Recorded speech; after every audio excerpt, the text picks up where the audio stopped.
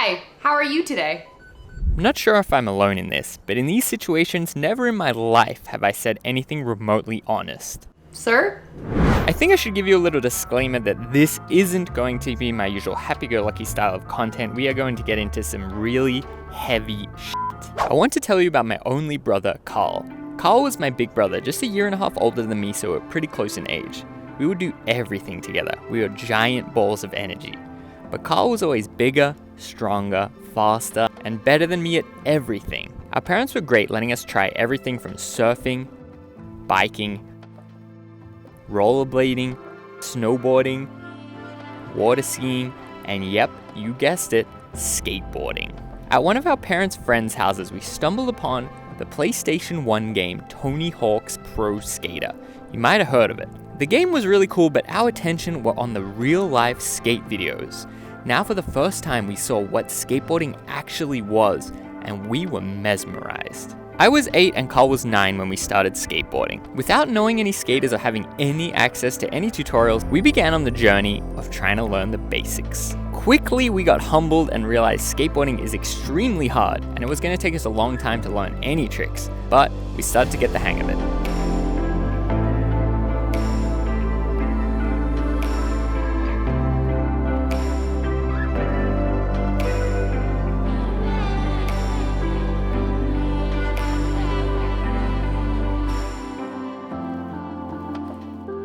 I can't speak for how Karl was feeling, but I was completely and utterly in love. It may sound strange, but even at this early age, I kind of realized that skateboarding was a perfect balance of physical challenge and creative outlet. But that wasn't the only thing that drew me. For the first time in my life, I, the younger brother, was starting to become better at something than my older brother Karl. Karl loved skating, but was continuing to explore new things, which eventually led him onto rollerblading. As we got older, Karl once again switched his focus onto the next thing, which was computer programming. He would eventually stick with this and go on to study it at university and eventually become his career. I'm not sure if you can relate to this, but when I was an adolescent searching for my identity, my instinct was to push people away and try to do it on my own. As the years rolled on, beginning our adult lives, we started to drift apart. We would catch up every once in a while, but not a whole lot. And then everything changed. I woke up to my mom distressed on the phone, and it was the worst phone call you can ever receive. Something is wrong with Karl, he's in a coma at the hospital, and it's not looking good. Honestly, this part of the story gets a little blurry, but watching my parents question the doctor on what exactly a 0% chance of survival means was truly the most traumatic thing I've ever seen. Which brings us back to here. Sir? I'm good, thanks. The night he died, I ordered a large coffee and 40 chicken nuggets. I went to this parking lot I would sometimes skate, where I know no one goes to. I didn't even really do any tricks. I just pushed around as hard as I could. The next few weeks all felt the same. You start waking up feeling alright, then you remember, and it all hits you again. All of my relationships suddenly became very complicated. Being my parents' now only child seemed almost impossible to navigate. Then when I would see my friends, I could feel the tension that they were kind of afraid to upset me, made sure not to mention my brother. So we didn't talk about it. I spent a lot of time alone, and I spent a lot of time introspecting. I have never lost someone close to me before, and it might sound a bit silly, but it never fully dawned on me that in an instant, everything you've been working so hard towards can no longer matter, and you can simply cease existing.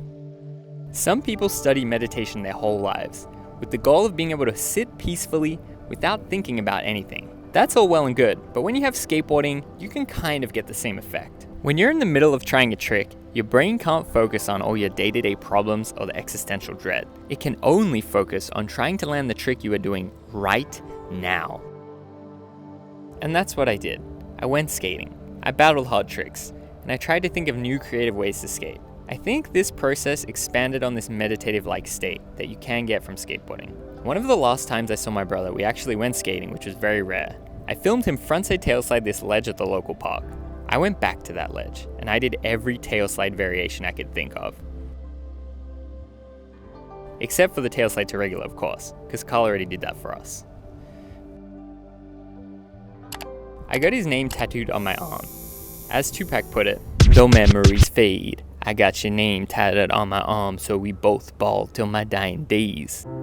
As awful and tragic this story is, well, I don't want to say positive, but one other thing that came out of it is Karl donated his organs. His heart is literally beating in someone else's body, and his death saved 7 people's lives.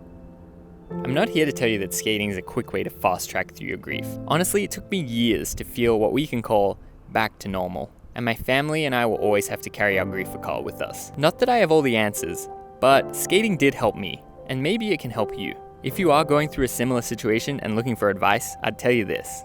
First thing would be try to slow down and really try to be kind to yourself. That's the most important. If you miss a deadline, a meeting, or opportunity, it's okay. In the scheme of things, it's not really that important. Try to shift your focus from life's big picture onto smaller targets. That's why skating is the best. Focusing on a skate trick with your whole body and mind, it can give you some much needed relief. But it doesn't even have to be skating. Any kind of creative act will probably give you the same effect. Paint a picture, learn a language, learn an instrument, learn martial arts, take dance classes. Just try to do something positive. It will really be tempting to drown your pain with drugs and alcohol, but I would highly recommend trying to fight against this as best you can. But again, keep in mind my first tip. Be kind and not too hard on yourself. It's a cold world out there, and extremely messed up things are eventually going to happen to everyone. To paraphrase the great Rocky Balboa, no one is going to hit as hard as life. And it's not about how hard you hit, it's about how hard you can get hit and keep moving forward. A strange sensation for me is to think that my brother died at age 25 when I was only age 23. Even though he's my big brother, now I'm 7 years older than he ever was. I've changed so much as a person in that time, and he will never know the present me, only me at age 23. It might not seem like it right now, but it is possible to make it out to the other side. Hold on to your memories and keep pushing forward. Rest in peace to my brother Karl Glaser.